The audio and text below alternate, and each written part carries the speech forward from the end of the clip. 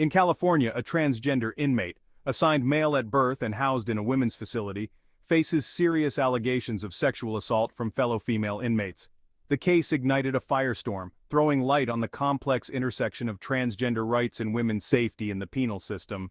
The inmate is Tremaine Deon Carroll, aged 51. He is currently incarcerated as a biological male who identifies as a woman, facing 2 charges of forcible rape and 1 charge of dissuading a witness from testifying in Madera County. This incident brought sharp focus onto California's Senate Bill 132, passed in 2020. This legislation allows inmates to be housed based on their gender identity, not their biological sex.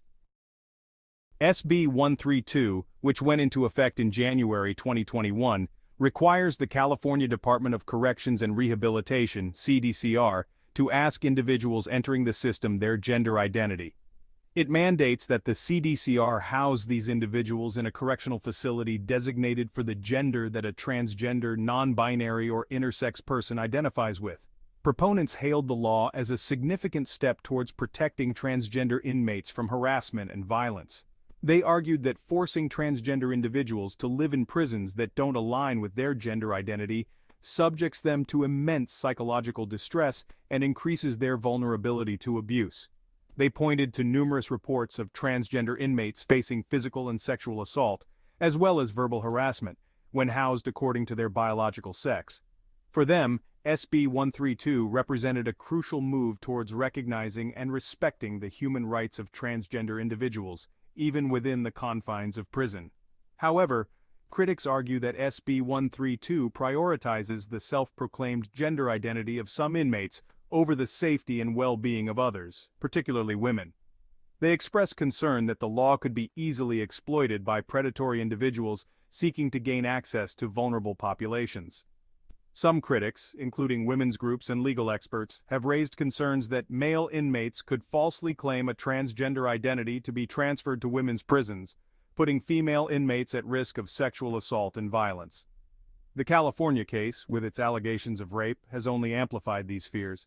Amy Ichikawa, founder and executive director of Women to Women and a former inmate who has closely followed Carroll's case, stated, "Tremaine has a long history of filing lawsuits against the department, tons of lawsuits. He is constantly writing inmate complaints about everyone and anyone he can have a negative impact on." In August 2023, in sworn testimony, Carroll stated, "I know what it feels like to live in fear and to carry the weight of the past abuse by men, but I am not a threat." Less than a year later, Carroll would be accused of rape. It has become a stark illustration of the potential dangers critics warn about, fueling demands for stricter safeguards within SB 132 to prevent its exploitation and ensure the safety of all inmates. This case has forced a reckoning, compelling lawmakers and advocates on both sides of the issue to grapple with the complexities of balancing transgender rights with the safety and dignity of all those incarcerated. The debate surrounding SB 132 has exposed deep divisions in society, particularly between LGBTQ+ advocacy groups and organizations focused on women's safety in prisons. Groups like the Transgender Law Center and the ACLU have been vocal in their support of the law. They argue that SB 132 is essential for ensuring the safety and well-being of transgender inmates and for upholding their fundamental human rights. However, women's groups and advocates for female inmates paint a different picture. Organizations like the Women's Liberation Front have expressed concern that the law prioritizes the self-identification of some inmates over the safety and privacy of others. They argue that while transgender individuals deserve protection from harm, this should not come at the expense of women's safety in prison. They point to instances in other jurisdictions where the implementation of similar policies has led to an increase in sexual assaults against female inmates by men identifying as transgender.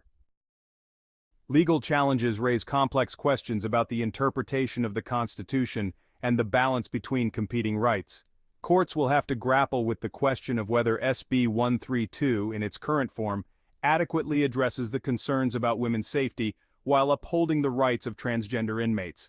The ongoing debate requires a careful examination of the evidence, a commitment to finding solutions that prioritize the safety and dignity of all inmates, and a recognition that the rights of one group should not come at the expense of the rights of another.